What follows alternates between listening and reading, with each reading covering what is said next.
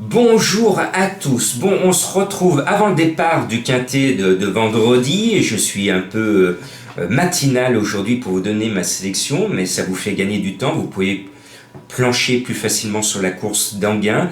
Départ à l'Autostar, il y a de super bons chevaux au départ. Il y a quelques favoris douteux, notamment le Bazir Firello que je ne vais pas mettre dans ma sélection. Et je ne mettrai pas, vous allez le voir, le cheval de Madame Colombo qui fait une grosse rentrée. Et voilà, mais bon, vous connaissez le talent et le flair de Madame Colombo, donc je vais vous l'indiquer dans quelques instants. Bon, on y va. Je fais confiance en priorité aux chevaux de la première ligne. Il y a un grand champion, c'est mon favori. C'est l'As Olive Water qui est en retard de gain. Il est largement en tête de ma sélection, j'y crois fort. Et puis je lui oppose Elena Di Quattro, le 3, qui m'a impressionné l'année dernière et qui a elle aussi les moyens de gagner. Et puis For You Madrid, c'est un favori connu, solide, il porte le numéro 8, il part devant, il a tous les atouts dans son jeu. Bon, tiens là, le tiercé en 3 chevaux, chiche, on met une petite pièce, allez. Et puis, en quatrième position, c'était mon coup de cœur la dernière fois, il est venu mourir aux portes des quintés, mais c'est un cheval que j'estime, et un jour ou l'autre, il va me donner raison s'il arrête d'être poisseux. C'est le 7 Flight Dynamics.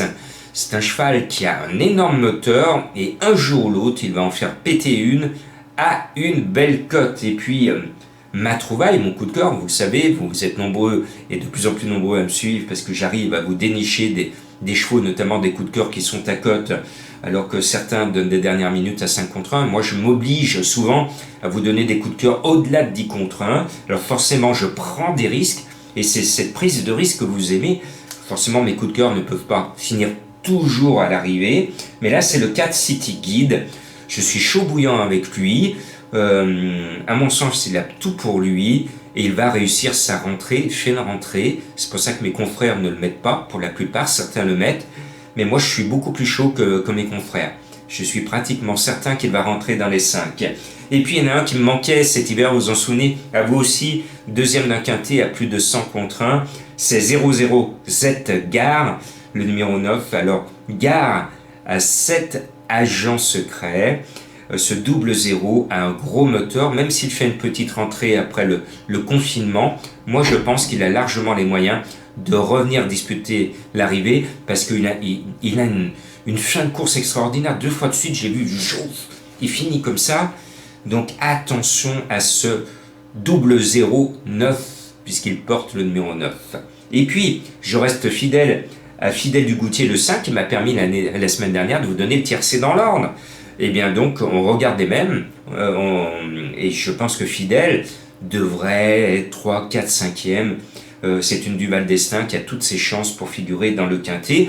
Et puis, sur ses anciennes valeurs, il faut mettre le Loverboy, même s'il part derrière, c'est le numéro 11. Donc vous l'avez vu, j'ai privilégié la première ligne pour construire mon ticket. Et puis il y a plein d'autres chevaux derrière qui sont vus par mes confrères. Pourquoi pas, la course semble ouverte, mais à l'Autostar, moi je préfère toujours vous dire de jouer devant. Allez, bonne chance, bon week-end.